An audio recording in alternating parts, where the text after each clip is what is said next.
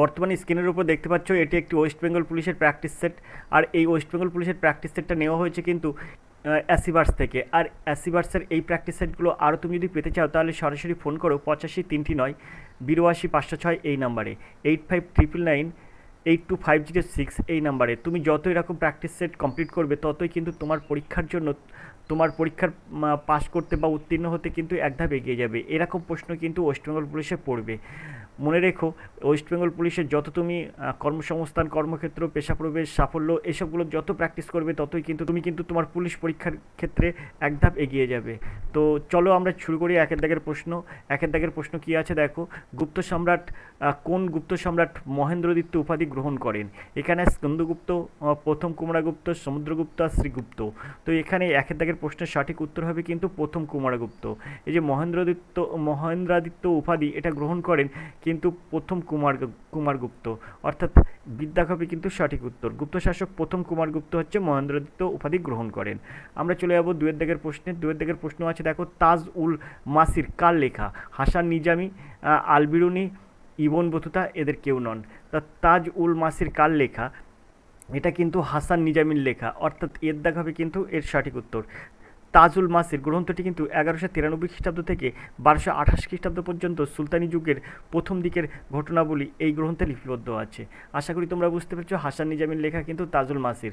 আমরা চলে যাবো তিনের দাগের প্রশ্নে। তিনের দাগের প্রশ্ন আছে দেখো, কোন গভর্নর জেনারেল সময় প্রথম ব্রহ্মযুদ্ধের সূচনা হয়? এখানে আছে George Barlow, Lord Hastings, Lord Minto আর লর্ড আর্মহার্স্ট। তো এখানে তোমার সঠিক উত্তর কী হবে দেখো, লর্ড আর্মহার্স্ট এর সঠিক উত্তর হবে কিন্তু।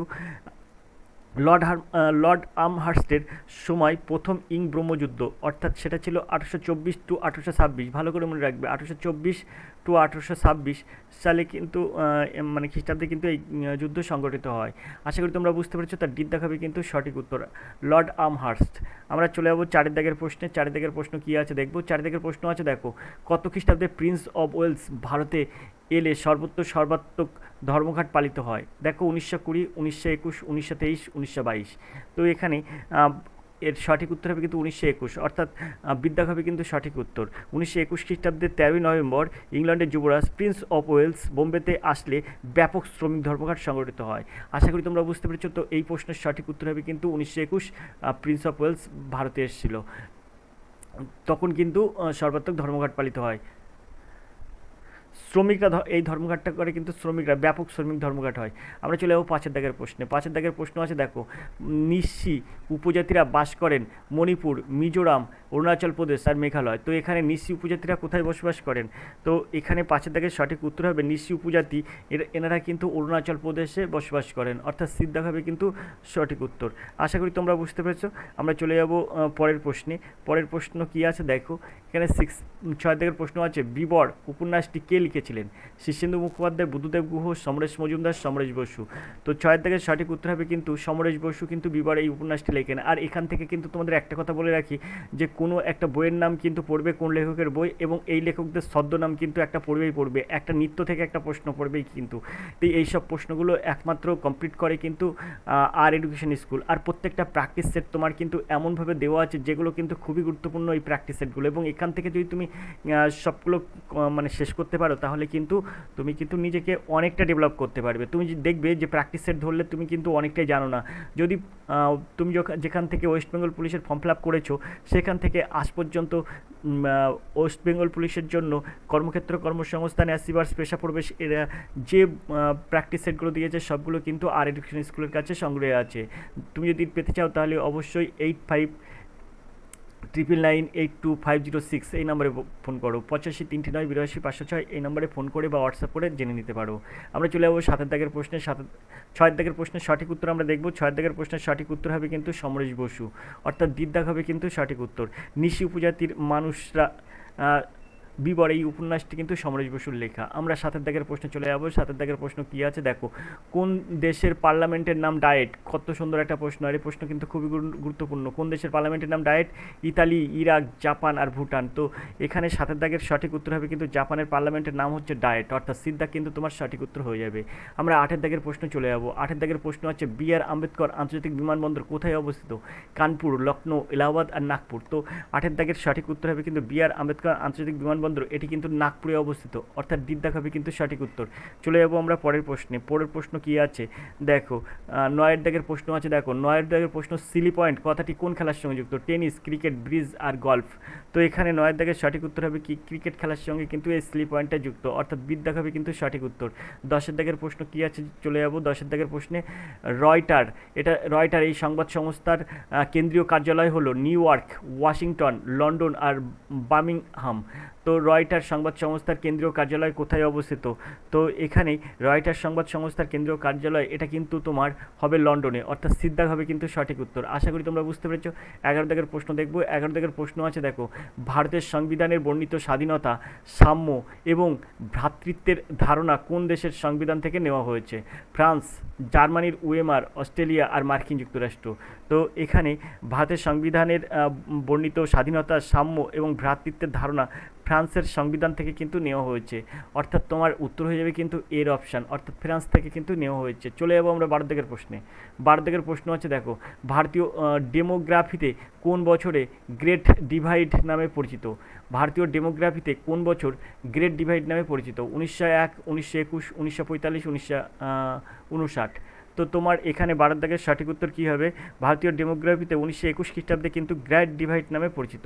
ওকে, তাহলে এর সঠিক উত্তর হবে কিন্তু বিদ্যাগ 1921। আমরা চলে যাবো 13 দাগের প্রশ্নে। 13 দাগের প্রশ্ন আছে দেখো, রাউরকেল্লা এটা ইস্পাত কারখানা কোন বিদেশি বিনিয়োগের সাহায্যে স্থাপিত হয়? মার্কিন, ব্রিটিশ, রাশিয়া, পশ্চিম জার্মানি। তো রাউরকেল্লা ইস্পাত কারখানাটি পশ্চিম জার্মানির বিনিয়োগের সাহায্যে কিন্তু স্থাপিত হয়েছিল। তো এটা কিন্তু এর সঠিক উত্তর হবে পশ্চিম জার্মান, অর্থাৎ দিকদাগ হবে কিন্তু সঠিক উত্তর। আমরা চলে যাবো পরের প্রশ্নে, 14 দাগের প্রশ্নে। 14 দাগের প্রশ্ন আছে দেখো, কর্কটগমের সাহায্যে অযৌন জনন সম্পন্ন করে ইকোলাই, অ্যামিবা, প্লাজমোডিয়াম আর ইস্ট। তো এটা হচ্ছে কর্কটগমের সাহায্যে কিন্তু জননক্রিয়া অযৌন জনন সম্পন্ন করে, অযৌন জনন অর্থাৎ ইস্ট কিন্তু অযৌন জনন সম্পন্ন করে। আশা করি তোমরা বুঝতে পেরেছো। তো 14 দাগের সঠিক উত্তর হবে কিন্তু ডির দাগ। আমরা চলে যাবো 15 দাগের প্রশ্নে। 15 দাগের প্রশ্ন কী আছে দেখবো, তার জন্য প্রশ্নটা একটু ওপরের দিকে তুলবো। 15 দাগের প্রশ্ন আছে দেখো, রেডিও কার্বন ডেটিং পদ্ধতি কিসের বয়স নির্ধারণে ব্যবহৃত হয়? এখানে আছে পাথর, স্মৃতিস্তম্ভ, মাটি আর জীবাশ্ম। তো তোমার এই প্রশ্নের সঠিক উত্তর কী হবে? তো 15 দাগের সঠিক উত্তর হবে কিন্তু রেডিও কার্বন ডেটিং, এর মাধ্যমে প্রাগৈতিহাসিক যুগের বিভিন্ন অবজেক্ট এর সময় নির্ধারণ করা হয়। যেমন এই জায়গাটায় এর উত্তর কিন্তু হবে জীবাশ্ম। ওকে, ডির দাগ হবে কিন্তু সঠিক উত্তর। আমরা চলে যাবো 16 দাগের প্রশ্নে। 16 দাগের প্রশ্ন আছে, নিচের কোনটি গলিত অবস্থায় তড়িৎ প্রবহনে সক্ষম? গ্লুকোজ, সাধারণ লবণ, ইউরিয়া আর কোনটি নয়? তো নিচের কোনটি কিন্তু বলছে গলিত অবস্থায় তড়িৎ প্রবহনে সক্ষম। তো এই প্রশ্নের সঠিক উত্তর হবে কিন্তু সাধারণ লবণ, এটা কিন্তু গলিত অবস্থায় তড়িৎ প্রবহনে সক্ষম হয়, অর্থাৎ তোমার উত্তর হয়ে যাবে কিন্তু বিদ্যাগ। বীর অপশান কিন্তু এর সঠিক উত্তর। ভালো করে বুঝবে, এই প্রশ্নগুলো কিন্তু খুবই গুরুত্বপূর্ণ, আর এরকম প্রশ্নই কিন্তু আসে কম্পিটিটিভ পরীক্ষায়। 17 দাগের প্রশ্ন আছে দেখো, পর্ণকাণ্ড নিম্নলিখিত কোন উদ্ভিদে দেখা যায়? সুন্দরী গাছ, পদ্ম, বাবলা আর ফণিমনসা। তো পর্ণকাণ্ড এটা নিম্নলিখিত কোন উদ্ভিদে দেখা যায়? তো এখানে এর সঠিক উত্তর হবে কিন্তু ফণিমনসা, অর্থাৎ ফণিমনসার দেহে কিন্তু মানে ফণিমনসা এটা কিন্তু পর্ণকাণ্ড উদ্ভিদের মধ্যে পড়ে। মানে পর্ণকাণ্ড দেখা যায় হচ্ছে একমাত্র ফণিমনসায়। এই যে কটা অপশান আছে তার মধ্যে ফণিমনসায় কিন্তু পর্ণকাণ্ড দেখা যায়। তো আমরা 17 দাগের প্রশ্ন দেখলাম। আমরা 18 দাগের প্রশ্নে চলে যাব। 18 দাগের প্রশ্ন আছে দেখো, কোন ভিটামিনের অভাবে বেরি রোগ হয়? Vitamin B12, vitamin B1, vitamin B1 আর ভিটামিন B6। তো vitamin B1, vitamin B2, vitamin B6। তো এখানে তোমার সঠিক উত্তর কী হবে? তো 18 দাগের সঠিক উত্তর হবে কিন্তু ভিটামিন B1, এই অভাবে কিন্তু বেরি রোগ হয়। ভিটামিন B1 এর অভাবে বেরি রোগ হয়। এখন তোমাকে প্রশ্ন থাকলো, ভিটামিন B1 এর রাসায়নিক নাম কি? এটা তোমার অবশ্যই বলবে, এবং প্রতিরোধ করার ক্ষমতা তুমি প্রাণীজ উৎস আর উদ্ভিজ্জ উৎস যদি তুমি বলতে পারো তাহলে খুবই ভালো। তো সেগুলো অবশ্যই কমেন্ট করবে তোমরা। আমরা 19 দাগের প্রশ্নে চলে যাব। 19 দাগের প্রশ্ন কী আছে দেখো, নর্মদা নদী প্রবাহিত হয় নিম্নলিখিত উপত্যকা দিয়ে। এখানে আছে উপত্যকা, আকারের উপত্যকা, চুক্তি দ্বারা গঠিত উপত্যকা আর বদ্বীপ উপত্যকা। তো এখানে উনি দ্বারা সঠিক উত্তর হবে কিন্তু মানে এখানে কিন্তু সঠিক উত্তর হবে কিন্তু চুক্তি দ্বারা গঠিত উপত্যকার মাধ্যমে নর্মদা নদী প্রবাহিত হয়। আশা করি তোমরা বুঝতে পেরেছো। তো এর সঠিক উত্তর হবে কিন্তু সিদ্ধাক। নর্মদা নদী এটা কিন্তু সাতপুরা ও বিন্দের গ্রস্ত উপত্যকা ধরে প্রবাহিত হয়েছে। আশা করি তোমরা বুঝতে পেরেছো, এটা কিন্তু চুক্তি দ্বারা গঠিত উপত্যকা।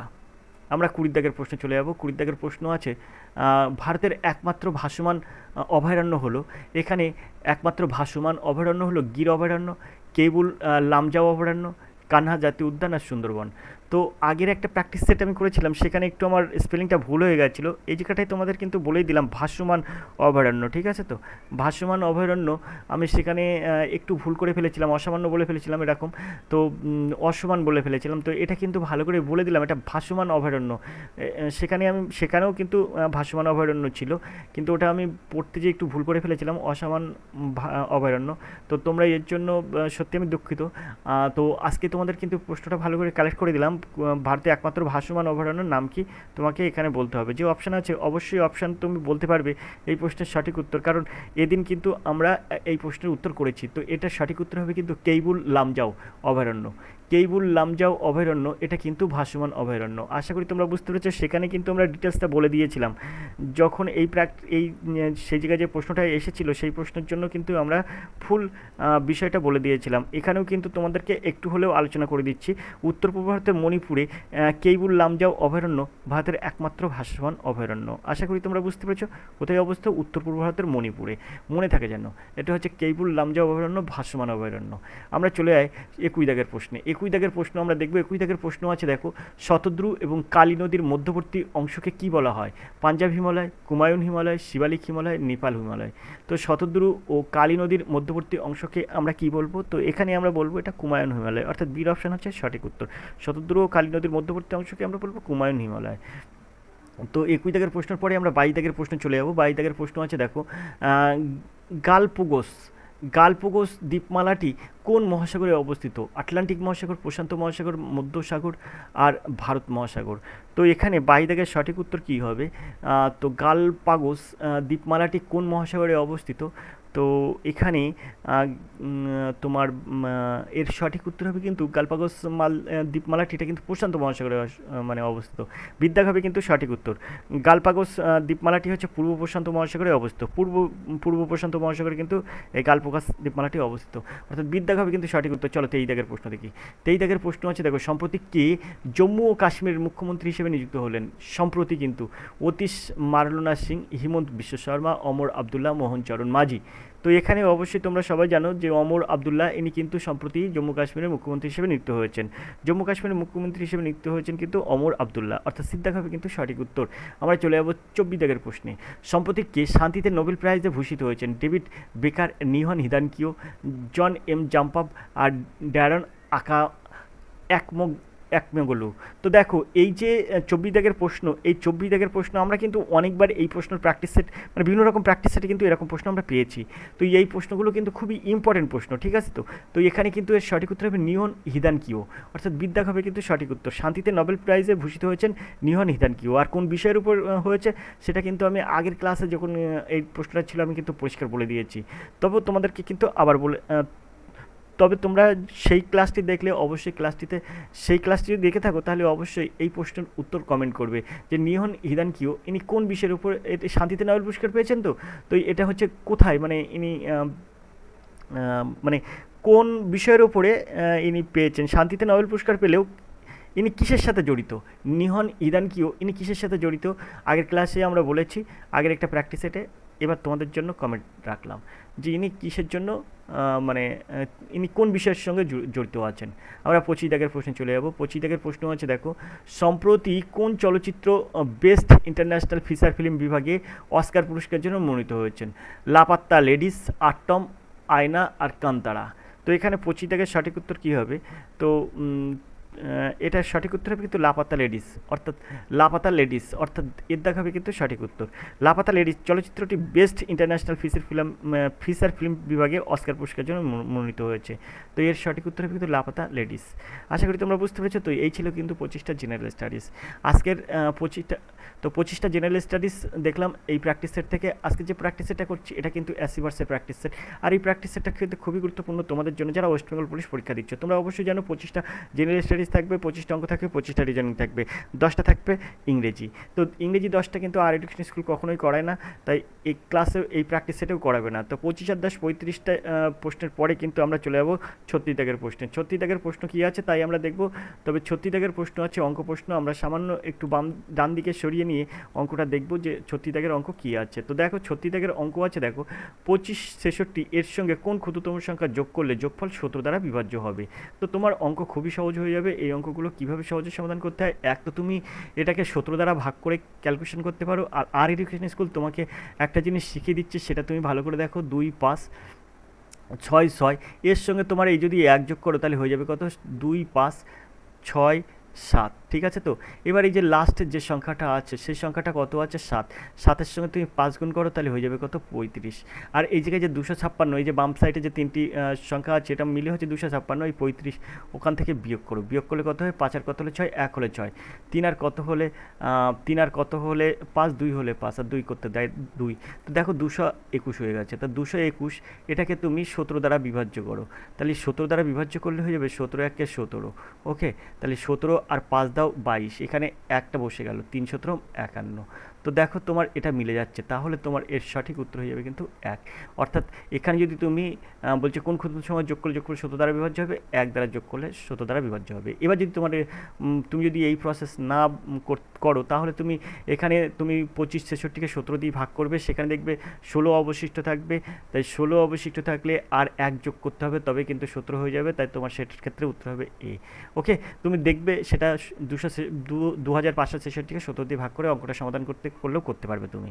তো আমি সেটা দেখালাম না, 37 দাগের প্রশ্নে চলে যাবো। 37 দাগের প্রশ্ন আছে, দেখো এখানে বলছে দুটি সংখ্যার যোগফল তাদের বিয়োগফলের 5 গুণ, বড় সংখ্যা 36 হলে ছোট সংখ্যাটি কত। দেখো বড় সংখ্যা 36 হলে ছোট সংখ্যাটা কত তোমাকে নির্ণয় করতে বলেছে।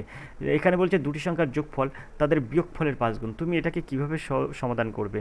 আমরা এই 36 আর এই যে অপশানে আছে 24, এই দুটো যোগ করব, তাহলে 36 আর 24 কত হয়, 36 আর 24 হয় 60, ঠিক আছে। তো আর এই দুটো বিয়োগ করব, অর্থাৎ 36 আর 24 এই দুটো বিয়োগ করলে কত হয়, তো এটা কিন্তু হয় 36 আর 24 বিয়োগ করলে হয় 12। ওকে, তাহলে দেখো যদি 12-র কত গুণ, 60, তো দেখো 5 গুণ, তাই আমরা বলতে পারি যে এর সঠিক উত্তর হবে সি, 24 হবে ছোট সংখ্যা আর বড় সংখ্যা 36। আশা করি তোমরা বুঝতে পেরেছো। চলো 38 দাগের প্রশ্নে চলে যায়। 38 দাগের প্রশ্ন আছে, দেখো কোন বৃহত্তম সংখ্যা দ্বারা 35 45 55কে ভাগ করলে যথাক্রমে 5 3 1 ভাগশেষ থাকবে। তো এখান থেকে তোমরা 35 থেকে 5 বিয়োগ করো তাহলে তুমি পাবে কত, 30। ওকে, 45 থেকে এই 3 বিয়োগ করো তাহলে তোমার পাবে কত, 42। ওকে, আর এখানে 55 থেকে 1 বিয়োগ করো তাহলে তুমি পাবে কত, 54। ওকে, এবারে দেখো 5 দ্বারা ভাগ করলে তুমি এখানে বলছি না যে কোন বৃহত্তম সংখ্যা দ্বারা এতকে ভাগ করলে এইগুলো অবশিষ্ট থাকবে। তো তুমি এগুলোকে কি করবে, যে সংখ্যাটা দিয়ে ভাগ করা যায় সেই সংখ্যাটাই তুমি এখানে করবে। আর তোমার যদি তুমি যদি সেটা না করে তুমি পেলেন এগুলোর গসাগু করতে পারো, অর্থাৎ 30 42 আর 54-এর গসাগু করতে পারো, ঠিক আছে। তো তোমার করার দরকার লাগবে না, কারণ 5 দ্বারা ভাগ করলে 42 মিলবে না, তাই তোমার এটা হবে না। 4 দ্বারা ভাগ করলেও 42 মিলবে না, তাই এটা হবে না। তারপরে 6 দ্বারা ভাগ করলে দেখো এই 30ও মিলবে, 42ও মিলবে, 54ও মিলবে, তাই তোমার 6 হবে কিন্তু এর সঠিক উত্তর। আশা করি তোমরা বুঝতে পেরেছো। তো এইভাবে কিন্তু এই অঙ্ক সহজে সমাধান করা যায়। চলো আমরা চলে যাবো 39 দাগের প্রশ্নে, তার জন্য প্রশ্নটা একটু উপরের দিকে তুলবো। 39-এর প্রশ্ন আছে, দেখো 4টে ঘন্টা 1 1.1-3 1.1-2 ও 1.3-4 অন্তর বেজে ওঠে, কতক্ষণ পরে তারা পুনরায় বেজে উঠবে। তো এটা তোমার সহজে সমাধান করবে কিভাবে, দেখো এইগুলো তুমি কি করবে, এইগুলো তুমি ভাঙাবে। তোমার প্রথমটা ভাঙালে হয় 1 একই থাকলো, এখানে 3 আর 1 4/3 হলো। তারপরে তোমার এটা হয়ে যাবে 2 1 2 আর 1 3/2 হলো। ওকে, তারপরে তোমার এটা হয়ে যাবে 4 4 আর 3 7/4 হলো। ওকে, তাহলে তোমার এই যেগুলো আছে এই ভগ্নাংশগুলোর কী করবে, লসাগু করবে। লসাগু করলে তোমার উত্তর মিলে যাবে, ঠিক আছে। তো তুমি এইগুলো লসাগু কত পাবে, অর্থাৎ এই যে এই ভগ্নাংশের লসাগু করতে গেলে হরগুলির গসাগু হয় আর লবগুলির লসাগু হয়, ঠিক আছে? তো যদি তুমি লসাগু করতে চাও তাহলে এখানে 4, 3 আর 7-এর লসাগু করলে কত হবে? তো 3 4 12, 7 12 84, আর 3 2 আর 4-এর গসাগু 1 হয়, তাহলে এর লসাগু হয়ে যাবে কিন্তু লসাগু লসাগু হবে 3 4 12, 7 12 84 হবে এর লসাগু, ঠিক আছে? তো তাহলে 84 লসাগু, তো এখানে এর সঠিক উত্তর হবে কিন্তু 84, অর্থাৎ দেখো 84 সেকেন্ড পরে কিন্তু পুনরায় এবার বেজে উঠবে, এর দেখা হবে কিন্তু সঠিক উত্তর। আশা করি তোমরা বুঝতে পেরেছো। চলো আমরা 40 দাগের প্রশ্ন চলে যাই। 40 দাগের অঙ্ক আছে, দেখো রাম সপ্তাহের প্রথম দিন একটি বইয়ের 4/9 অংশ পড়ে, দ্বিতীয় দিনে অবশিষ্ট 3/5 অংশ পড়ে। যদি তার 100 পৃষ্ঠা পড়তে বাকি থাকে তবে বইটিতে কতগুলি পৃষ্ঠা ছিল? আর এডুকেশন স্কুল তোমাকে এই অঙ্কটা এমনভাবে শিখিয়ে দেবে যে সারা জীবনে তুমি ভুলতে পারবে না। তুমি সবসময় একটা কাজ করবে যে তোমার নিজের থেকে একটা পৃষ্ঠার সংখ্যা নিয়ে আসবে, যেটা কিন্তু এই যে 4/9 অংশ পড়ে এই 9 দ্বারা বিভাজ্য হয়। তা তুমি মনে করো বইটিতে তোমার থেকে মনে করো বইটিতে 90টা পৃষ্ঠার আছে, ঠিক আছে? তো 90টা পৃষ্ঠার থেকে 4/9 অংশ পড়েছে মানে কি 4/9 দিয়ে ভাগ করো, তাহলে 9 10 90, অর্থাৎ 40টা পৃষ্ঠা তোমার পড়া হয়ে গেছে। 40 পৃষ্ঠা পড়া হয়ে গেলে 90 পৃষ্ঠাতে 40 পৃষ্ঠা যদি পড়া হয়ে যায় তাহলে 90 থেকে 40 বাদ দিলে তোমার থাকবে 50। এই 50 পৃষ্ঠা এখনও কিন্তু পড়তে বাকি আছে। এবার কি বলছে যে দ্বিতীয় দিন তিনি অবশ্যই 3/5 অংশ পড়ে। এই 50 পৃষ্ঠার থেকে তোমার কি করেছে 3/5 অংশ তুমি আবার দ্বিতীয় দিন পড়েছো, তাহলে এখানে 5 10 কে 50, অর্থাৎ 3 10 কে 30, 30 পৃষ্ঠার কিন্তু দ্বিতীয় দিন পড়া হয়ে গেছে। তাহলে প্রথম দিন পড়েছে কত? প্রথম দিন পড়েছে 40 পৃষ্ঠার, দ্বিতীয় দিন পড়েছে 30 পৃষ্ঠা, তাহলে মোট কত পৃষ্ঠা হলো? 70 পৃষ্ঠা। 90 পৃষ্ঠার মোট তুমি বইয়ের পাতা ধরেছিলে, তাহলে তোমার বাকি থাকে কত? তাহলে 90 বিয়োগ 70, অর্থাৎ 20 পৃষ্ঠার কিন্তু তোমার বাকি থাকে। কিন্তু তোমার হিসাবে 20 পৃষ্ঠা বাকি থাকছে, আর ওদের হিসাবে বলছে না 100 পৃষ্ঠা বাকি থাকে। তাহলে তুমি লিখতে পারো 20 = 100। 1 = কত? 20টার নিচে। আর তুমি 90 পৃষ্ঠা ধরেছিলে, তার 90 = কত? তাহলে এখানে 5 20 100, আর 5 আর 90 যদি তুমি গুণ করো তাহলে 450। বিদ্যা হবে কিন্তু সঠিক উত্তর। আশা করি তোমরা বুঝতে পেরেছো। তো এইভাবে কিন্তু এই অঙ্ক সহজেই সমাধান করা যায়। একদম মুখে মুখে অঙ্ক করে একমাত্র আর এডুকেশন স্কুল। দেখবে যত কিন্তু তুমি মুখে মুখে অঙ্ক করবে তত কিন্তু তোমার সময় বাঁচবে এবং তুমি কিন্তু অঙ্ক পারফেক্ট করতে পারবে। একটি সপ্তাহের অ্যাকচুয়ালি জায়গায় প্রশ্ন আছে, দেখো একটি সপ্তাহের প্রথম 4 দিনের গড় তাপমাত্রা ছিল 40.2 ডিগ্রি সি, শেষ 4 দিনের গড় তাপমাত্রা ছিল 41.3 ডিগ্রি সি। যদি পুরো সপ্তাহের গড় তাপমাত্রা 40.6 ডিগ্রি সি হয় তাহলে চতুর্থ দিনের তাপমাত্রা কত ছিল? কিছু না, এই এখানে বলছে 4 দিনের গড় তাপমাত্রা বলেছে 40.2 ডিগ্রি, তুমি ওটাকে 4 দিয়ে গুণ করো। 4 দিয়ে যদি তুমি গুণ করো তাহলে কত হবে? তো 4 দিন 8 আর 4 4 16, মানে 160.8 হবে, ঠিক আছে? তো আর এটা কিন্তু প্রথম 4 দিন, শেষ 4 দিনের 41.3, তাহলে এটাকে তুমি 4 দ্বারা গুণ করো তাহলে হয়ে যাবে 3 4 12, 2 হাতে 1 1, 4 1 4 আর 1 5, আর 4 4 16। তো এই দুটো তুমি যোগ করো তাহলে 8 2 10 0, হাতে 1, 5 রেখে 6 6 0 6, আর 6 6 12, 2 হাতে 1 1 আর 1 2 আর 3, অর্থাৎ 326 হলো।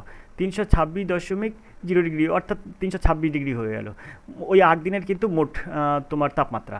এবারে দেখো এখানে বলছে সপ্তাহে গড় তাপমাত্রা বা 40.6 ডিগ্রি, তাহলে এখানে আমরা কী করবো? 7 দিয়ে গুণ করবো।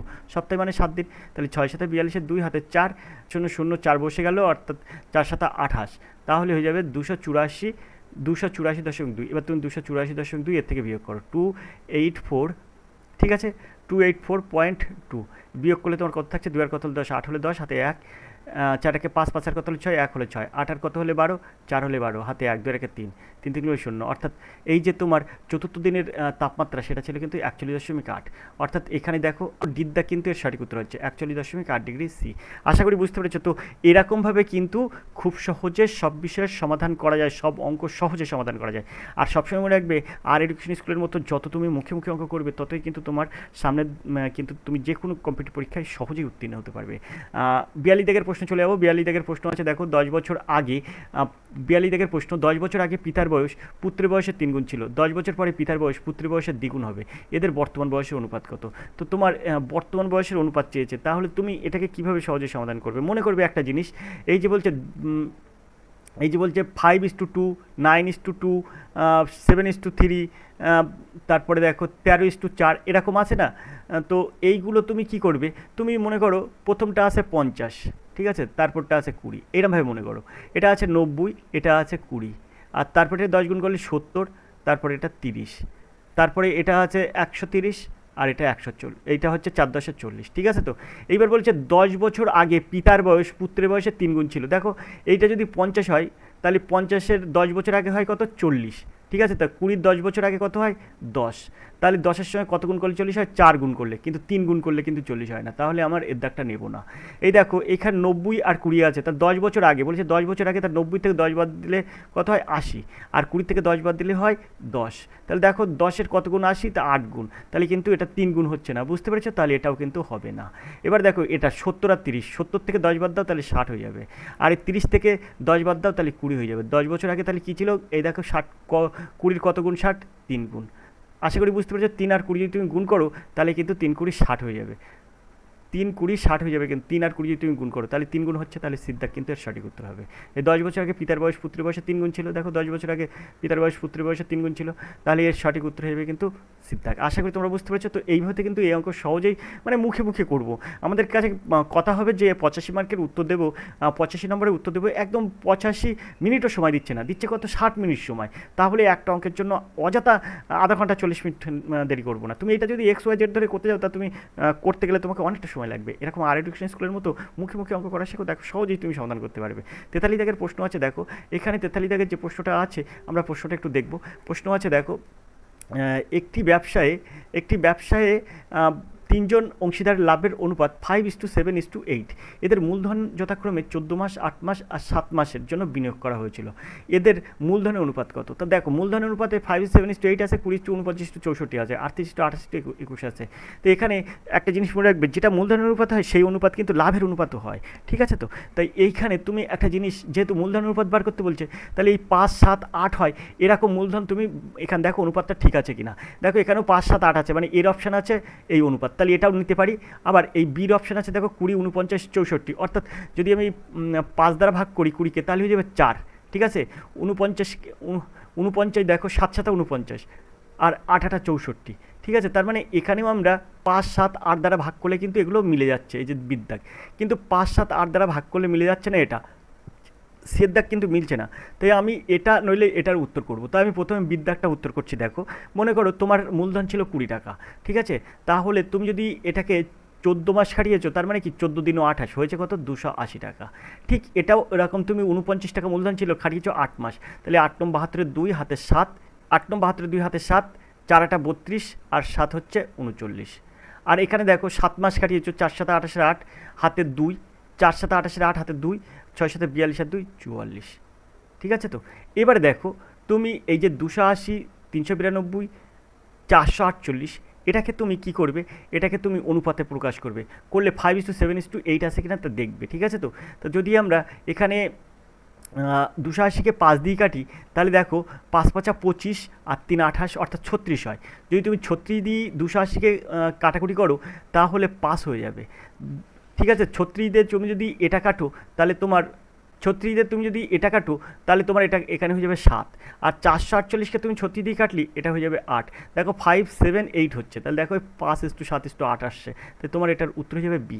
এইরকমভাবে কিন্তু এই অঙ্কগুলো সহজেই করা যায়, বুঝতে পেরেছো? আশা করি তোমরা বুঝতে পেরেছো। দেখো প্রত্যেকটা অঙ্ক এমন করে দেবো যে তোমরা নিজেরাও আইডিয়া করতে পারবে না যে কীভাবে এটা সমাধান হচ্ছে, ঠিক আছে। তো এবং সেটা কম সময়ে করে দেবো। আর সবসময় একটা জিনিস মনে রাখবে যে তোমার হাতে কিন্তু সময় নেই, তুমি মনে করছো যে এই অঙ্কটা, এই যে 44 দাগের অঙ্ক এটা খুব সহজ না, তুমি মনে করে থাকো তাহলে তুমি ভুল মনে করছো, কারণ তুমি এটা পোস্ট করে দেখো তুমি সহজেই এটা করতে পারবে না, ঠিক আছে। তো এখন আর এডুকেশন স্কুল তোমাকে একটা নিয়ম শেখাই দিচ্ছে, জাস্ট সেই নিয়মে তুমি কিন্তু 44 দাগের অঙ্ক সহজেই করতে পারবে, ঠিক আছে। তো তো এরকম যদি নিয়ম করতে চাও, 44 দাগের অঙ্ক যদি এইরকম নিয়ম যদি পেতে চাও তাহলে অবশ্যই আর এডুকেশন স্কুলের কাছে ফোন করো 85 39 82 506 এই নাম্বারে, ঠিক আছে। 44 দাগের প্রশ্নটা তোমাদের জন্য আমি রেখে দিলাম, তোমরা কীভাবে করবে দেখি, 30 সেকেন্ডের মধ্যে করতে পারো কিনা দেখে নিই। তো 44 দাগের অঙ্কটা তোমরা করবে, আমরা 45 দাগের অঙ্ক চলে যাবো। 45 দাগের প্রশ্ন আছে দেখো, ₹48 প্রতি কেজি মূল্যের 60 কেজি চিনির সাথে ₹55 কেজি মূল্যের কত পরিমাণ চিনি মেশালে মিশ্রিত নতুন চিনির মূল্য 52.50 প্রতি কেজি হবে। তো তুমি এই 45 দাগের সঠিক উত্তর, মানে 45 দাগের অঙ্কটা তুমি কীভাবে সহজেই সমাধান করবে, তো দেখো মানে এরকম অঙ্ক থাকলে তোমার সহজেই তুমি সমাধান করতে পারবে। এই যে 48 আছে, তুমি এক সাইড দিলে 48, ওকে, আর এক সাইড দিলে এই যে 55 আছে, এই এক সাইড দিলে 55, মিডিলে কী দেবে, তো মিডিলে দেবে কিন্তু এটা, এই যে এটা 55 দিলাম, আর মিডিলে দেবে কিন্তু এই যে 52.50, এইটা কিন্তু মিডিলে দেবে 52.50। এখন তুমি 52.50 থেকে তুমি 55 বিয়োগ করলে তুমি পাবে এই জায়গাটায়, মানে এই জায়গাটায় পাবে কত, এই জায়গাটায় পাবে হচ্ছে 2 টাকা 50 পয়সা, ওকে। আর এইটা যদি তুমি ক্যালকুলেশন করো তাহলে তুমি পাবে 4 টাকা 50 পয়সা, ওকে। এখন এটাকে তুমি অনুপাত করো, ঠিক আছে? তাহলে এই দশমিক উঠে যায়, এই দশমিক উঠে যায়, তাহলে এই শূন্য কেটে যায়, 5×5 = 25 আর এখানে 5×9 = 45, অর্থাৎ হচ্ছে 5:9। ওকে, যেহেতু বলেছে যে এখানে বলছে 60 কেজি চিনির সাথে 55 টাকা প্রতি কেজি মূল্যের কত পরিমাণ চিনি মেশালে, তো এটা কিন্তু আহ, উম, এটা এটা তাহলে তুমি আহ, কত পরিমাণ চিনি মেশালে মিশ্রিত চিনির অনুপাত 52.50 প্রতি কেজি হবে, তাহলে তুমি এটাকে কিভাবে সমাধান করবে? এই যে 60 কেজি আছে না, এই 60কে গুণ করবে কত দ্বারা, যেহেতু বলেছে তোমার মানে পরেরটা চেয়েছে, তাই তোমার এখানে কি হবে, এই 9টা ওপরে যাবে আর 5টা কিন্তু নিচে আসবে, তাহলে এখানে 5×12 = 60 হয়ে যাবে, আর 12 আর 9 যদি তুমি গুণ করো তাহলে এই যাবে 108 কি, তাহলে আর 108 কেজি কিন্তু এর সঠিক উত্তর, অর্থাৎ দ্বিতীয় হবে কিন্তু সঠিক উত্তর। আশা করি তোমরা বুঝতে পেরেছো। চলো চলি দেখে প্রশ্ন চলে। 46-এর প্রশ্ন আছে, দেখো একটি নির্বাচনে দুজন প্রার্থী ছিল। ভোটদাতা সূচির মধ্যে 10% ভোটদাতা তাদের ভোট প্রয়োগ করেনি এবং মোট ভোটের 10% ভোট অবৈধ হিসেবে ঘোষণা করা হয়েছে। সফল প্রার্থী মোট বৈধ ভোটে 54% ভোট পেয়ে 1620 ভোটে বিজয়ী হয়েছে। ভোটদাতা সূচিতে কতজন ভোটদাতা ছিল? দেখো এই যে অঙ্কটা, এই অঙ্কটা তুমি সহজে সমাধান করতে পারবে না, যতই তুমি নিজের থেকে তৈরি করবে না কেন, সহজে তুমি কোনো মতে সমাধান করতে পারবে না, না পারলে তুমি পোস্ট করে দেখো, তুমি সহজেই সমাধান করতে পারবে না। আর এডুকেশন স্কুল তোমাকে এক লাইনে করে দিচ্ছে, দেখো কিভাবে করতে হয়। এই যে 1620 আছে না, এই 1620টা তুমি এখানে দেবে, ঠিক আছে? তো 1620 ইন্টু, এখানে দেখো বলছে প্রথমে 10% ভোট কি হয়েছে, 10% ভোটদাতা ভোট প্রয়োগ করতে পারেনি, তার মানে 90 জন ভোট প্রয়োগ করেছে, তাহলে সেটা 90% ভোট প্রয়োগ করতে পারছে, 90% মানে কি 90/100, তুমি সেটাকে উল্টাবে, উল্টে কী করবে, 100টা উপরে দেবে, 90টা নিচে দেবে। ওকে, তারপর আবার ইন্টু দেবে। এই দেখো 10% ভোট অবৈধ, তার মানে এখানেও কিন্তু 90% ভোট বৈধ, ঠিক আছে? তো তার মানে 90/100, সেটা তুমি কি করবে, তুমি সেই ক্ষেত্রে 100টা ওপরে দেবে, 90টা কিন্তু নিচে দেবে। যেহেতু মোট ভোট বার করতে হচ্ছে, তাই কিন্তু তোমার এইভাবে করতে হবে গুণ। এখানে দেখো এই জায়গাটায় একটা খেলা আছে, সফল প্রার্থী মোট বৈধ ভোটে 54% ভোট পেয়ে 1620 ভোটে বিজয়ী হয়েছে। তো 54% ভোট পেয়েছে যে বিজয়ী হয়েছে, ঠিক আছে? তো কিন্তু যে পরাজিত হয়েছে তার, সে কিন্তু 46% ভোট পেয়েছে। তাহলে 54 আর 46-এর ডিস্টেন্স কত? 8। ওকে, তাহলে 8% সমান কত? 8% সমান 8% সমান সমান হয়ে যায় 8/100, সেটাকে তুমি কি করবে, 100/8 করবে। ওকে, ব্যাস, তোমার এখান থেকে ক্যালকুলেশন করলে তোমার অঙ্কের সমাধান হয়ে যাবে। তো তুমি এই শূন্যটা আর এই শূন্যটা কাটো, ঠিক আছে? তো আর এই শূন্যটা আর এই শূন্যটা কাটো, আমরা 9 দিয়ে কাটবো এটাকে, 9 1-কে 9 8 7 দাও 16, ঠিক আছে? তাহলে 72 হয়, 8×9 = 72, এখানে হচ্ছে 18। এবার তুমি এই 9 আর 18 কাটো 2 দাও, ঠিক আছে? এই 2 আর এই 8 কাটো 4 দাও, আর এই 4 আর এই 100 কাটো 25 দাও, তাহলে 25 100 2500, আর এই 10 যদি পাশে দিলে হয়ে যাবে 25,000, অর্থাৎ ডিদ্দাগ হবে কিন্তু সঠিক উত্তর। এই যে ভোটদাতার সূচিতে কতজন ভোটদাতা ছিল, তো 25,000 ভোটদাতা ছিল। তো এই প্রশ্নের সঠিক উত্তর হবে কিন্তু ডিদ্দাগ। এইভাবে কিন্তু এই অঙ্কটা সহজেই সমাধান করা যায়। তো আমরা চলে যাবো 47 দাগের প্রশ্নে। চলো আমরা 47 দাগের প্রশ্নে চলে যাই। আশা করি অঙ্কটা বুঝতে পেরেছো। আর যদি ক্লাসটা ভালো লাগে অবশ্যই ক্লাসটিতে একটা লাইক করবে। অঙ্ক যদি তুমি এক নিমেষে করতে চাও, তাহলে আর এডুকেশন স্কুলের হাত তোমাকে ধরতেই হবে, না হলে কিন্তু অনেকটা তুমি প্রবলেমে পড়বে। আমরা 47 দাগের প্রশ্নে চলে যাবো। এরকম পিডিএফ পেতে অবশ্যই ফোন করো 853982 এই নম্বরে। চলো আমরা 47 দাগের প্রশ্নে চলে যাই। আমরা এবার 47 দাগের এই প্রশ্নটা করবো। 47 দাগের প্রশ্ন আছে, দেখো কোনো জিনিস 450 টাকাতে বিক্রি করে একজন দোকানদার 25% ক্ষতি হয়, কত দামে জিনিসটি বিক্রি করলে তার 25% লাভ হয়? তো দেখো এই অঙ্ক তুমি কীভাবে সহজে সমাধান করবে, একমাত্র আর এডুকেশন স্কুল তোমাকে এটা বলে দেয়, ঠিক আছে? 450 গুণ 25% ক্ষতি, মানে সে 75 টাকায় বিক্রি করেছিল, 100 টাকায় কিনেছিল, তাই তুমি কি করবে, 100টা উপরে দেবে আর 75টা নিচে দেবে। আর এখানে তোমার বলেছে 25% লাভ হয়, তার মানে 100 টাকায় কিনে 125 টাকায় বিক্রি, তাহলে এখানে বিক্রয় মূল্য হবে 125/100 হয়ে যাবে। আশা করি বুঝতে পেরেছো। এটা আর এটা কাটবো আমরা, আর এই জায়গাটাই আমরা কি করব, এই 75 এটা আমরা কাটলে কি করতে পারি, এখানে আমরা 3×25 75 করতে পারি, আর এখানে 5×25 125 করতে পারি, আর 3×4 45 করতে পারি, অর্থাৎ 150 করতে পারি, তাহলে 5×4 75, অর্থাৎ 750 করতে পারি। তো দেখো বিদ্যা হবে কিন্তু সঠিক উত্তর। এইভাবে কিন্তু এই অঙ্ক সহজেই সমাধান করা যায়। আর এডুকেশন স্কুল যত দেখবে ততই কিন্তু এসব অঙ্ক সহজে নিমেষে সমাধান করতে পারবে। এছাড়াও কিন্তু আর এডুকেশন স্কুল তোমাদের একটা কথাই বলে, আর যে কটা দিন বাকি আছে আর এডুকেশন স্কুলের হাত ধরো, তুমিও পারবে এরকম করে অঙ্ক শিখতে, মুখে মুখে অঙ্ক তুমি করতে পারবে। আমরা 48 দাগের প্রশ্ন দেখব, কত সময়ে 3% বার্ষিক সুদের হারে 8,000 টাকার এর সরল সুদ যতটা হবে, ততটাই 4% বার্ষিক সুদের হারে 6,000 টাকার 5 বছরের সরল সুদ কত হবে? তো তোমার এখান থেকে কি করতে হবে, তোমার এখান থেকে সময়টা বার করতে, এখান থেকে তুমি সময়টা যদি বার করতে পারো, তাহলে তোমার সময়টাই উত্তর চেয়েছে, এখানে কত সময়ে বলেছে। তা তুমি মনে করো এই যে অপশানগুলো আছে, এই অপশানগুলোর মধ্যে তুমি মনে করো যে 5 বছরে, এটা হচ্ছে সি অপশান মনে করো সঠিক উত্তর। তো এখানে 3 × 5 = 15, এই 3%-এর সঙ্গে 5 বছরটা গুণ করলে 3 × 5 = 15, তাহলে এখানে হয়ে যাবে 15%। 15% মানে আমরা করবো কি 15/100। আশা করি তোমরা বুঝতে পেরেছো।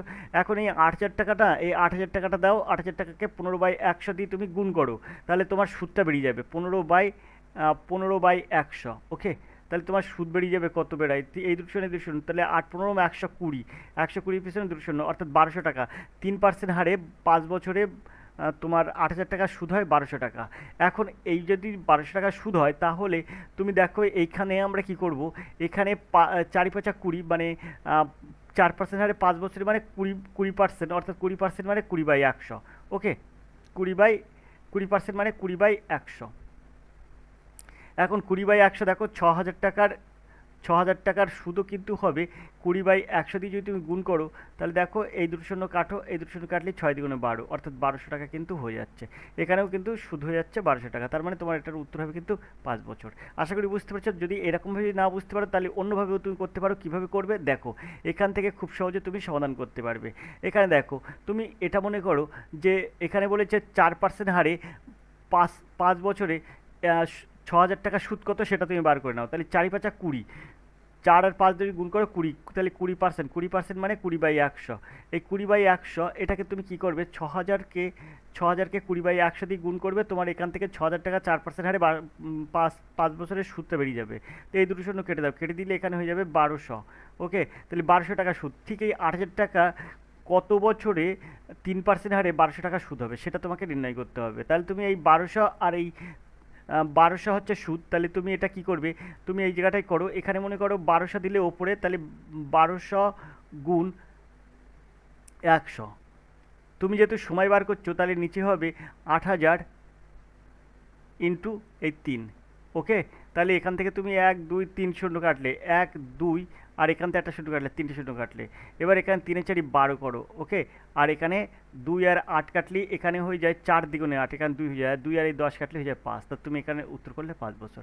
আশা করি তোমরা বুঝতে পারছো। তো তুমি যেভাবে করবে, দুটো নিয়মে কিন্তু এখানে শিখিয়ে দিলাম, এবং মানে মুখে মুখে শিখিয়ে দিলাম। আর এডুকেশন স্কুল এরকম মুখে মুখে তোমাকে শিখিয়ে দেবে। যদি তুমি ওয়েস্ট বেঙ্গল পুলিশ পরীক্ষার্থী হয়ে থাকো, তাহলে এই কটা দিনের জন্য আর এডুকেশন স্কুলের হাত ধরে দেখতে পাবে, এরকম প্রশ্ন তুমি সহজেই সমাধান করতে পারবে। আর সবথেকে বড় ব্যাপার, তোমরা দিনে একটি করে মক টেস্ট দাও। তার জন্য তুমি এসসি ভার্স কর্মসংস্থান, কর্মক্ষেত্র, এর সাফল্য, পেশা পরিবেশ, এগুলো তোমরা ব্যবহার করো, তাহলে দেখবে তোমরাও পারবে কিন্তু এরকমভাবে এগিয়ে যেতে। আর এখান থেকে কিন্তু সব প্রশ্নই আসে। আমরা 49 দাগের প্রশ্ন দেখব। একটি ক্যাম্পের 1600 জন ব্যক্তির জন্য 60 দিনের খাবার সামগ্রী রয়েছে, কিন্তু কেবলমাত্র 1200 জন ব্যক্তি যোগ দিলে ওই খাবার কতদিনে শেষ হবে? তো দেখো এটার উত্তর কী হবে, দেখো এই 1600 গুণ এই যে 60 দেবো, বাই নিচে দেবো 1200, ব্যাস তোমার উত্তর কিন্তু এখান থেকে বেরিয়ে যাবে। দুটো শূন্য, এই দুটো শূন্য কাটবো, কাটলে এখানে আমরা কি করতে পারি, এখানে আমরা 12 আর এখানে 4 4 16 করতে পারি, এখানে 3 4 12 করতে পারি। 3 আর এই 60 কাটলে হয়ে যাবে 20, 20 আর এই 4 যদি তুমি গুণ করো তাহলে হয়ে যাবে 80। তাহলে সঠিক উত্তর হবে কিন্তু 80 দিন। অর্থাৎ ওই খাবারে কতদিন শেষ হবে, ওই খাবার 80 দিনে শেষ হবে। আমরা চলে যাবো 50 দাগের প্রশ্নে।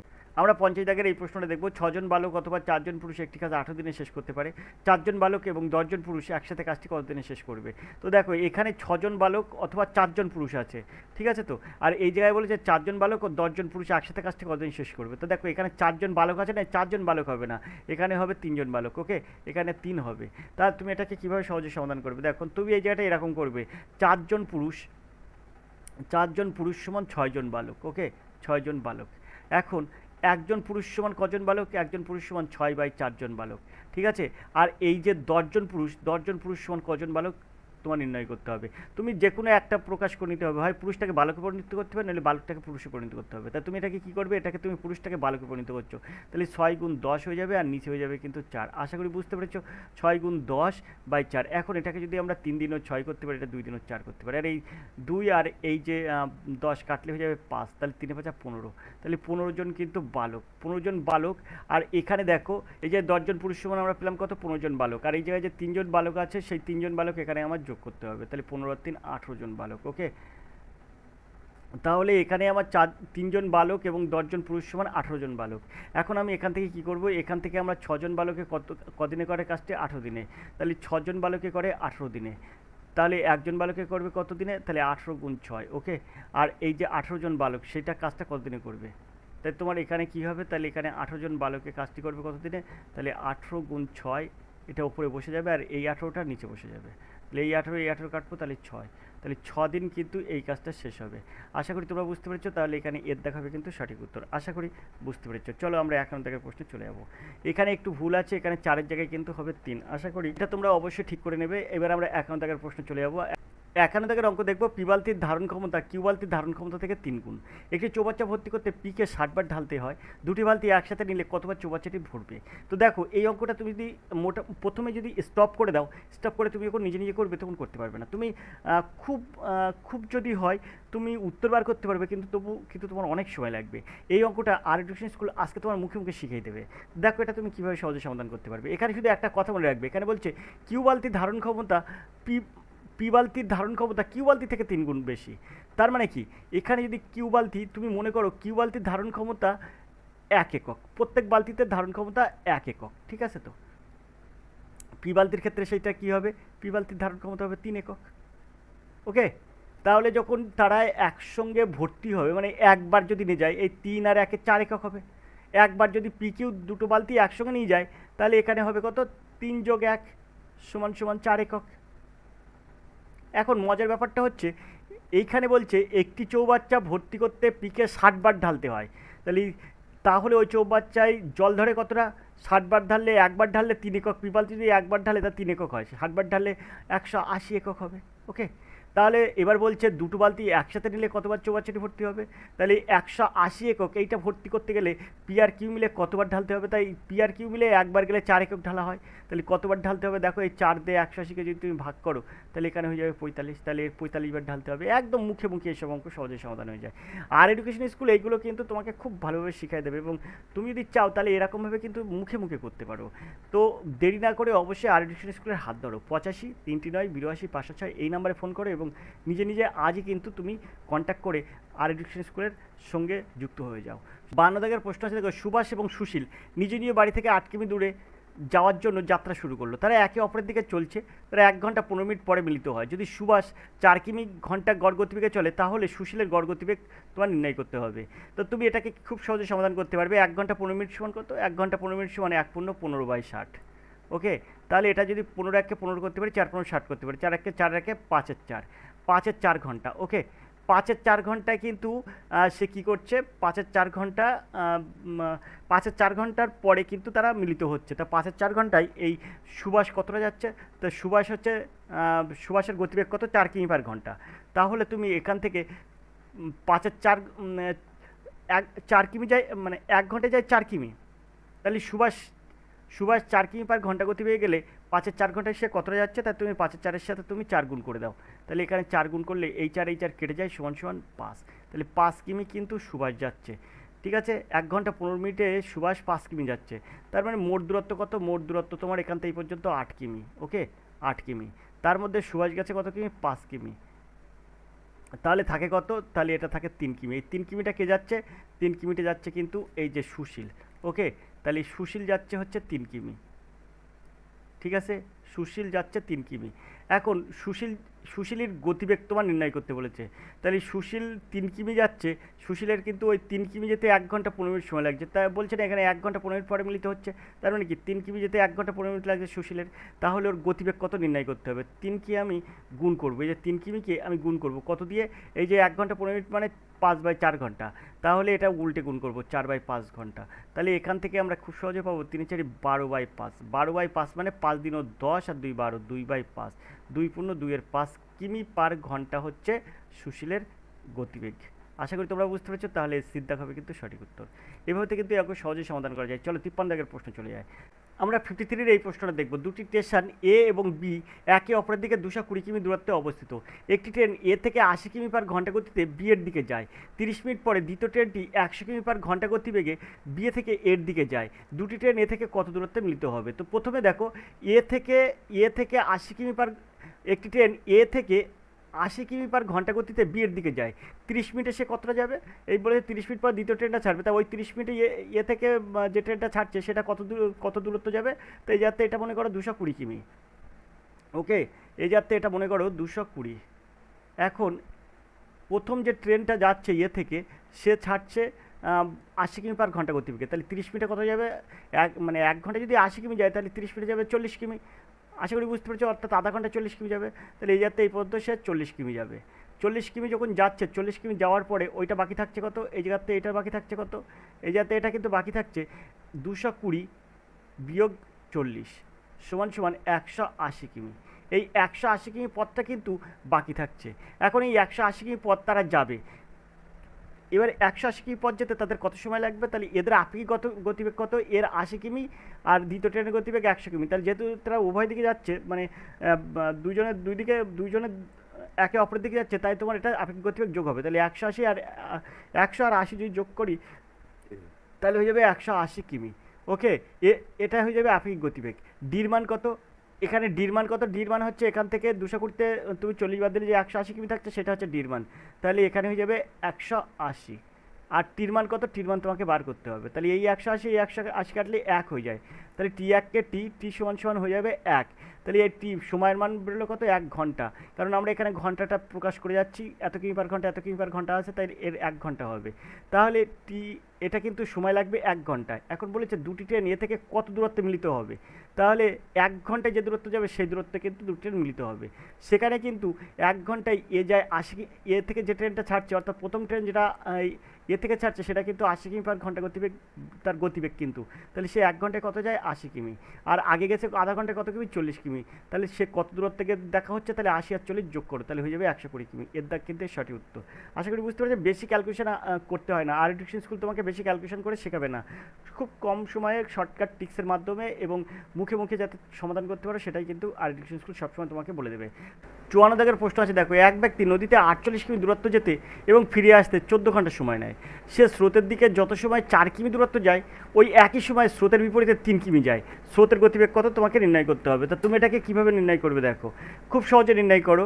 এখানে বলছে যে সময়ে 4 কিমি দূরত্ব অতিক্রম করে সেই একই সময় স্রোতের বিপরীতে 3 কিমি যায়। তো তুমি মনে করো ওই সময়টা সে এক্স ঘন্টা, ওই যে সময়টা সেই সময়টা হচ্ছে এক্স ঘন্টা, ঠিক আছে। তাহলে এক্স ঘন্টায় যদি স্রোতের দিকে মানে অনুকূলে, তাহলে অনুকূলের গতিবেগ আমি কী করে বার করবো, অনুকূলের গতিবেগ ভালো করে বুঝবে, অনুকূলের গতিবেগ সমান সমান এক্স ঘন্টায় যায় 4 কিমি, 1 ঘন্টায় যায় 4/x কিমি।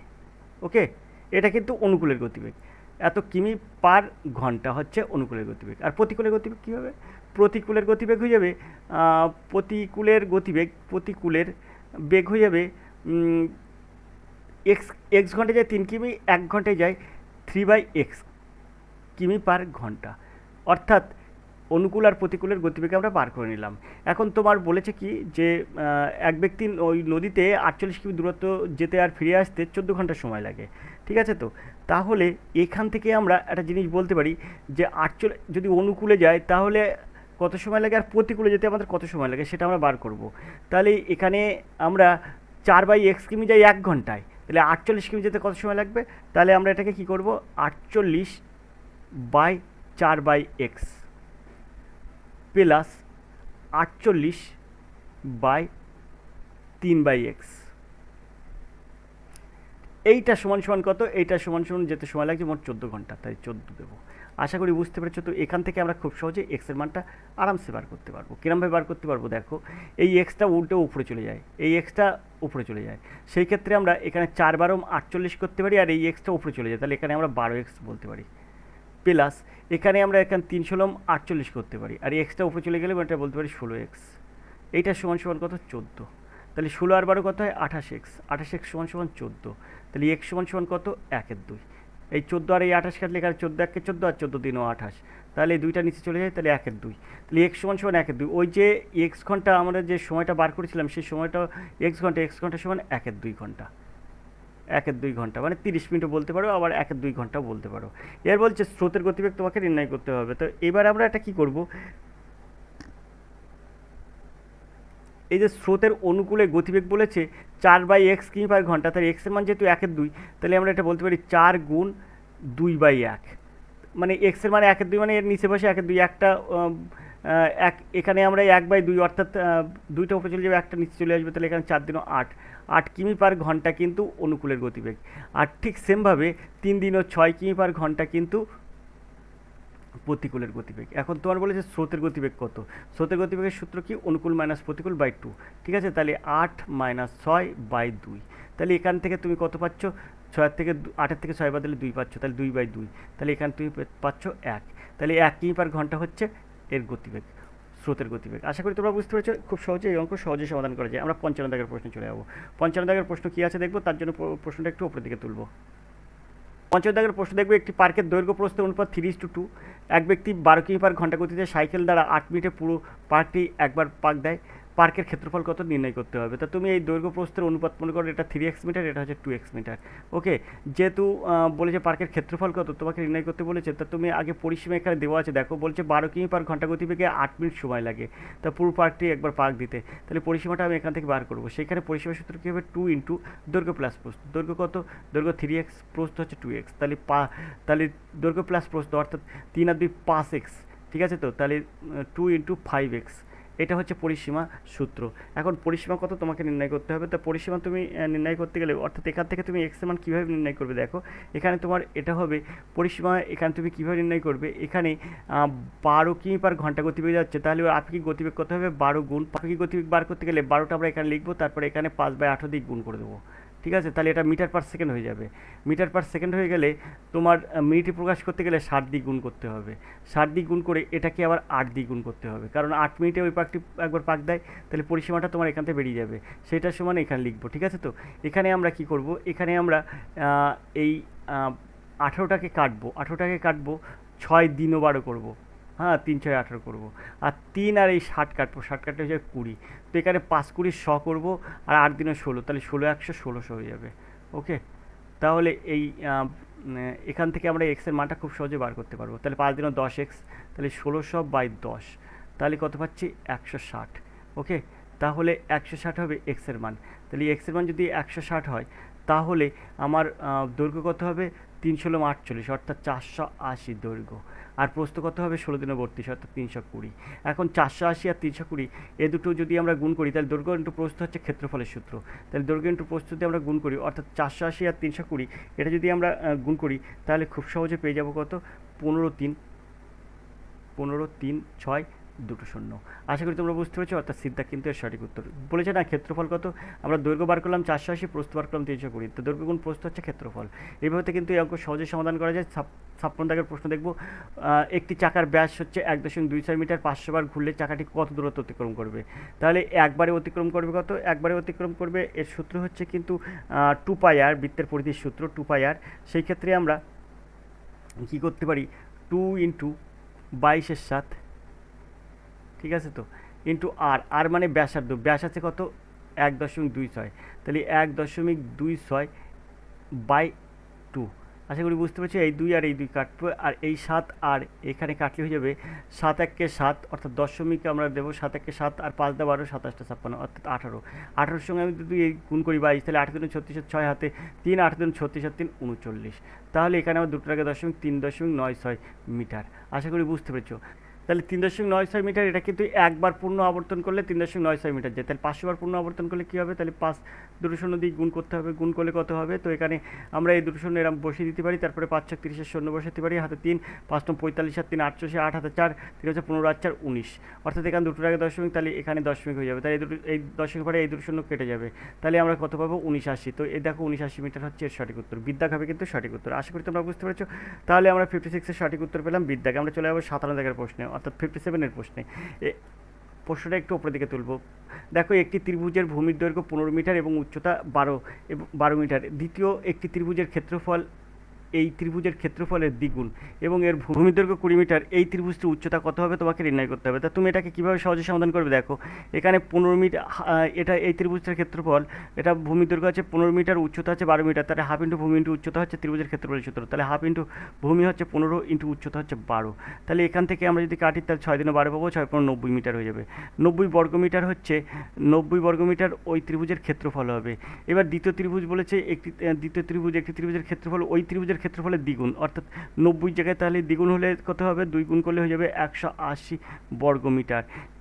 এবারে ওই ত্রিভুজের ভূমির দৈর্ঘ্য 20 মিটার হলে তার উচ্চতা কত তোমাকে নির্ণয় করতে হবে। তাহলে ঠিক সেমভাবে হাফ ইন্টু ভূমি ইন্টু উচ্চতা, ভূমির দৈর্ঘ্য বলেছে 20 ইন্টু উচ্চতায় এইচ ধরলে আমরা এটা সমান সমান লিখতে পারি 180। সেখান থেকে আমরা এখানে 10 দ্বিগুণে 20 করতে পারি, 10 আর 180 কাটলে হয়ে যাবে 18।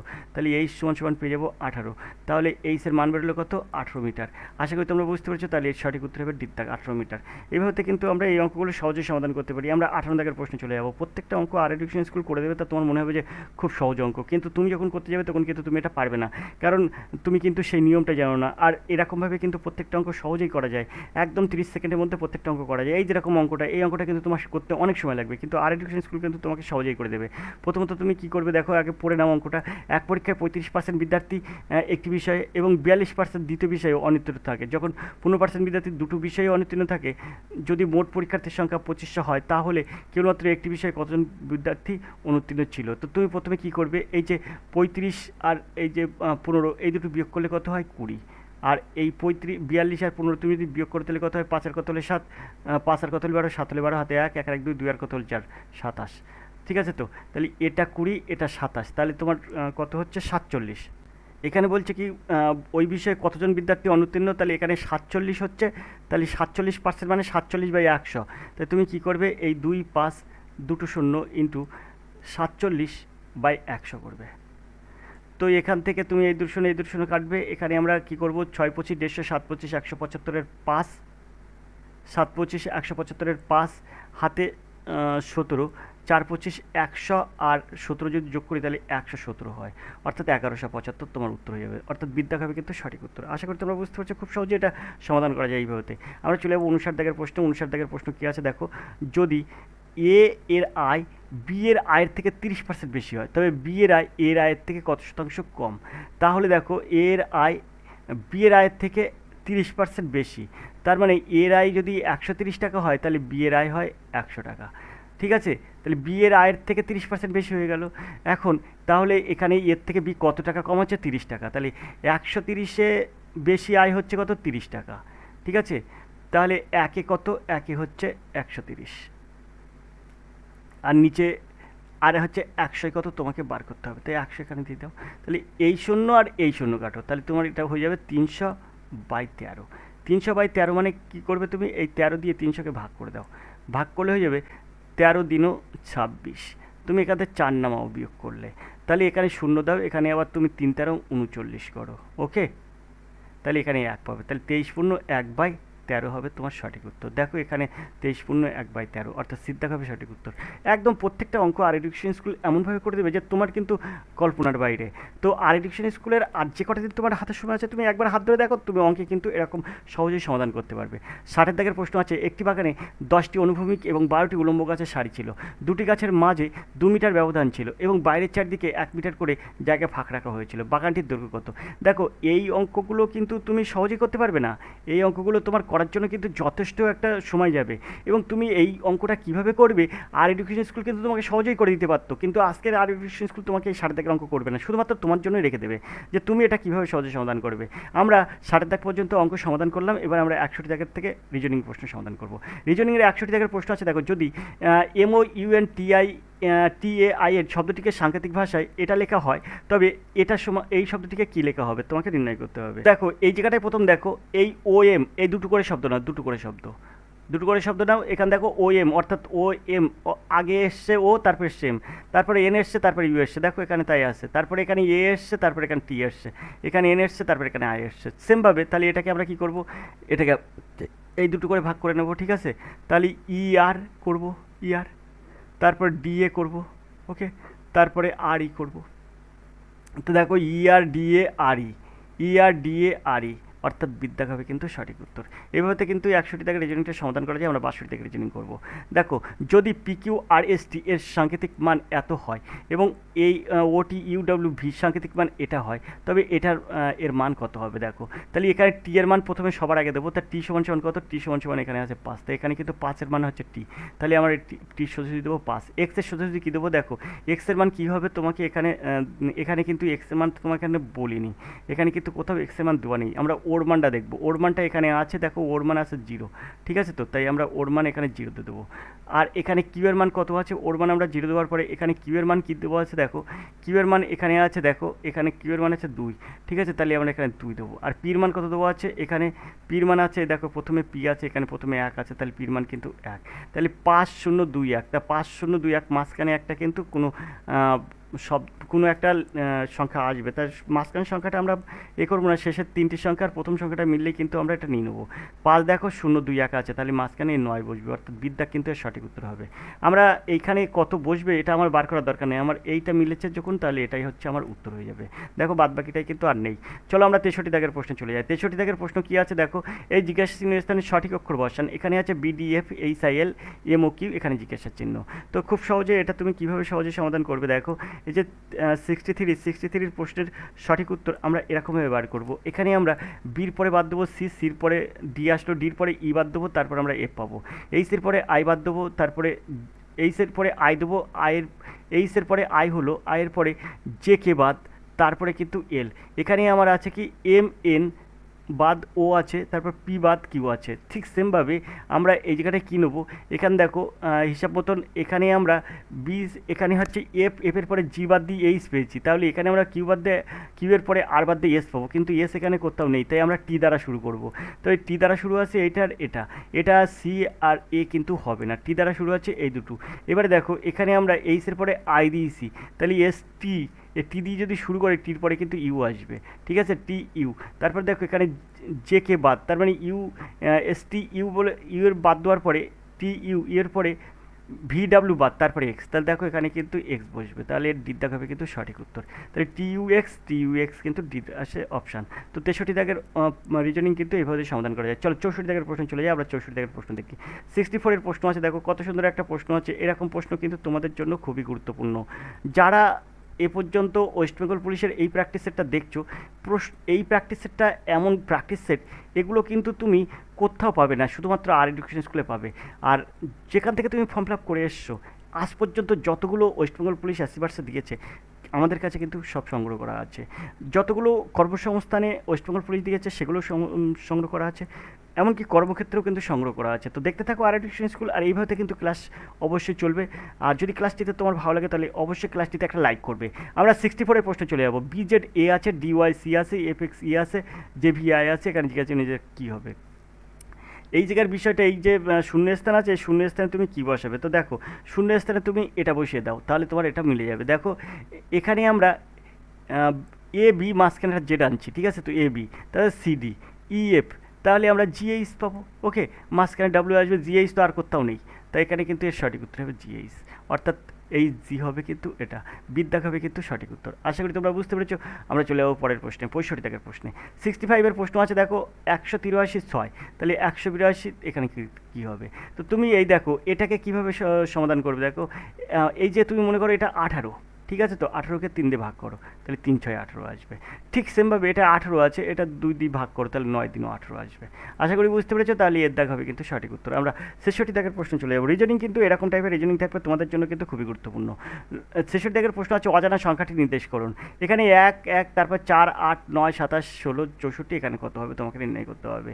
তো দেখো এই যদি 1 স্কোয়ার করি, 1 কিউব করলেও 1, ঠিক আছে? তো তাহলে আমরা যদি এরকম করি, এখানে 1 স্কোয়ার করি, এখানে যদি 2 স্কোয়ার করি, এখানে যদি 3 স্কোয়ার করি, ঠিক আছে? একটা বাদে একটা, এটা যদি 4 স্কোয়ার করি, তাহলে আমরা এই যেটা বলতে পারবো 5 স্কোয়ার, তাহলে এখানে আমরা 25 দিতে পারবো। বাকিটা কিন্তু এবার কিউব হয়ে যাবে, 1 কিউব হয়ে যাচ্ছে, 2 কিউব হয়ে যাচ্ছে, 3 কিউব হয়ে যাচ্ছে, ওকে, এটা 4 কিউব হচ্ছে, ঠিক আছে? তো তাহলে এখানে আমার কী হবে, 5 কিউব। তা 5 কিউব আর দেওয়ার দরকার নেই, এখানে আমরা 5 5 25 পাচ্ছি, আর এটার জিজ্ঞাসা চিহ্নের পরে আমরা পাবো 5 5 25, 5 25 125, ঠিক আছে? তা যেহেতু জিজ্ঞাসা চিহ্নের স্থানে তোমার কত বসাতে বলেছে, তাই তোমার উত্তর হয়ে যাবে 25, অর্থাৎ 66 দাগের সঠিক উত্তর হবে কিন্তু সিদ্ধ দাগ। আশা করি তোমরা বুঝতে পেরেছো। আমরা চলে যাবো পরের প্রশ্নে, 67 দাগের প্রশ্ন। তার জন্য প্রশ্নটা একটু উপরের দিকে তুলবো।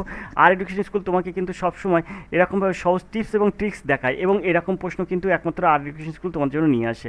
67 দাগের প্রশ্ন আছে দেখো, ভুল বা বিমানন সংখ্যাটি নির্বাচন করুন। এখানে 2, 5, 12, 27, 58, 120 আর 248 আছে। তো তুমি এখান থেকে ভুল কোনটা পাবে?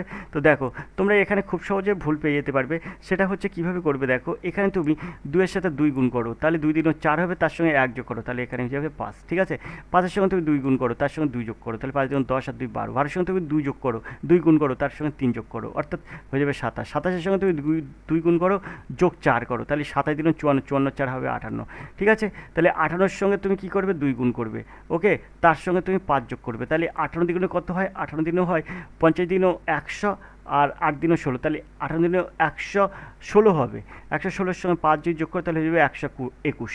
তো তোমার এখানে আছে 120, তাহলে অবশ্যই বিমানান এটা কিন্তু হবে, এটা হয়ে যাবে 121, তোমার বিমানান আছে 120 হিসাবে। তাই এর সঠিক উত্তর হবে কিন্তু 120, অর্থাৎ ডির দাগ হবে কিন্তু সঠিক উত্তর, এটা কিন্তু বিমানান আছে।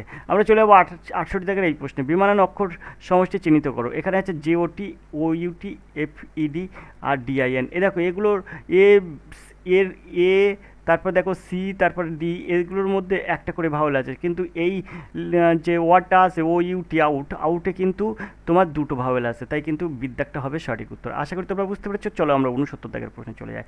69-এর প্রশ্ন আছে দেখো, উপযুক্ত অক্ষর বসিয়ে শূন্যস্থান পূরণ করো। তো দেখো এটা খুব সহজেই সমাধান করতে পারবে, এখানে আর গোনা লাগবে না, এখানে একটা সিম্বল দেখেই বোঝা যাচ্ছে। তুমি এখানে ট্রিপল এ দাও, তারপর দেখো ট্রিপল বি, তারপরে এখানে ট্রিপল সি দাও, তাহলে এখানে দেখো ট্রিপল এ, এখানে তুমি ট্রিপল বি দাও, এখানে দেখো সি দাও, তাহলে ট্রিপল বি ট্রিপল সি, অর্থাৎ ট্রিপল এ হলো, ট্রিপল বি হলো, ট্রিপল সি হলো, ট্রিপল এ হলো, ট্রিপল বি ট্রিপল সি। আশা করি বুঝতে পেরেছো। তাহলে তোমার উত্তর হবে কি দেখো ACBC, দেখো ACBC কিন্তু ডির দাগ আছে, তো ডির দাগ হবে সঠিক উত্তর। এটা তোমার গুনতে হয় না, কারণ এটা তুমি একদম দেখে বুঝতে পারবে যে এটা এরকমভাবে হবে।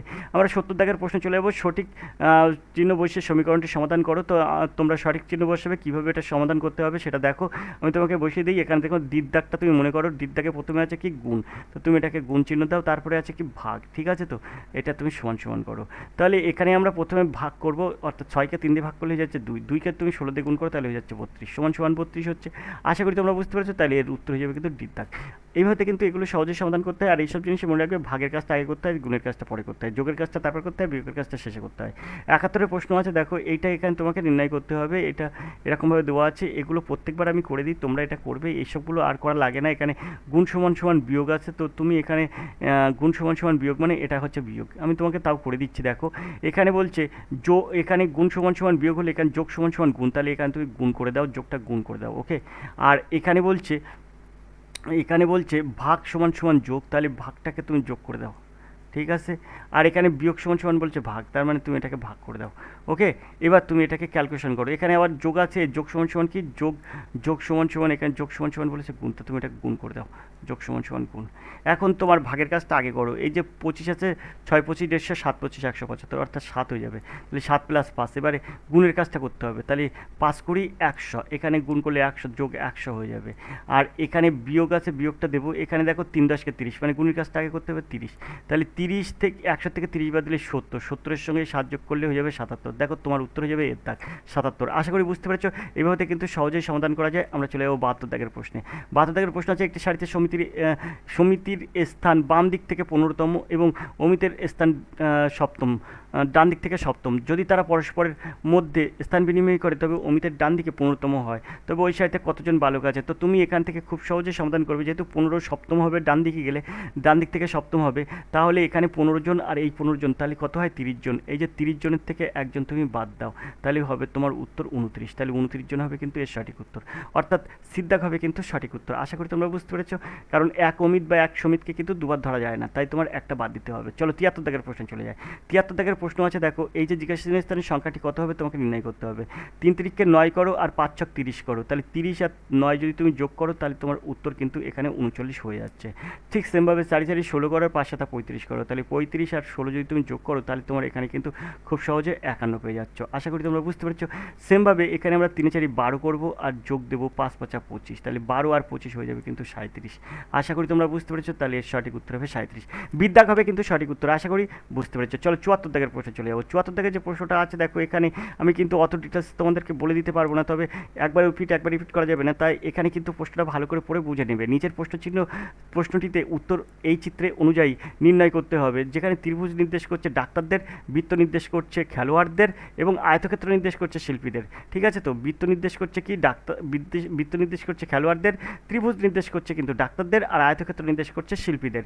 এখন তোমার এখানের থেকে প্রশ্ন আমি ওইদিকে চলে যাব, প্রশ্ন তোমাকে কি আছে দেখাবো। তা প্রশ্ন দেখানোর কিন্তু এদিকে আর ফিরবো না, প্রশ্ন যখন দেখাবো তখন কিন্তু আর এদিকে ফিরবো না।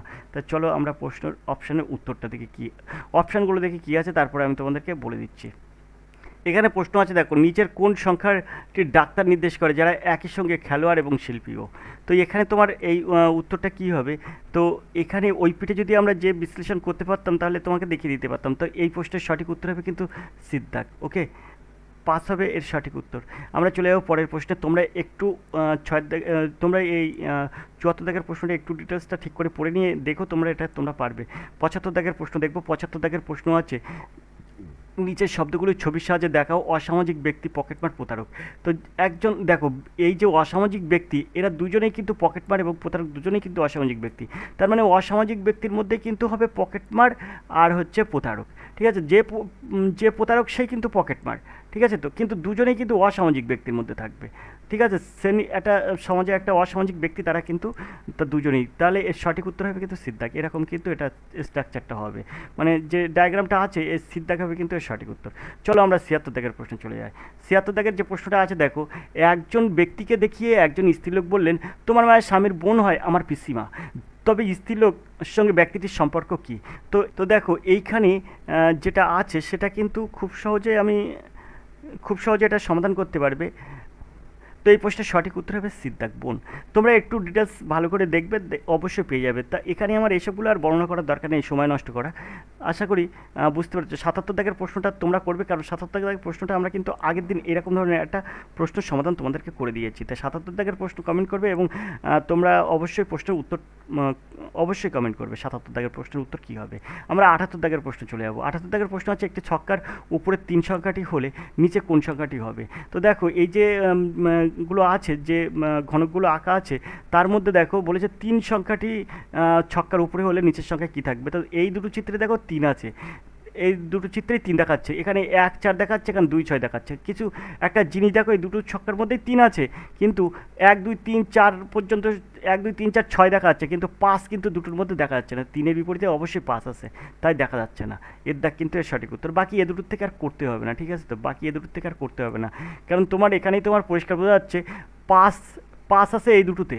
দেখো এই দুটোতে 5 আছে, কিন্তু 1 2 4 6 আছে, কিন্তু এই দুটোতে আবার 3 নেই। তাহলে অবশ্যই যেটা 5 দেখা যাবে সেটা 3 দেখা যাবে না, যেটা 3 দেখা যাবে সেটা 5 দেখা যাবে না। তাহলে ওর বিপরীতে আছে। ঠিক আছে, যদি 5 উপরে থাকে নিচে থাকবে 3, 3 উপরে থাকলে 5 নিচে থাকবে। আশা করি বুঝতে পেরেছো, এটা কিন্তু একটা সহজ পদ্ধতি।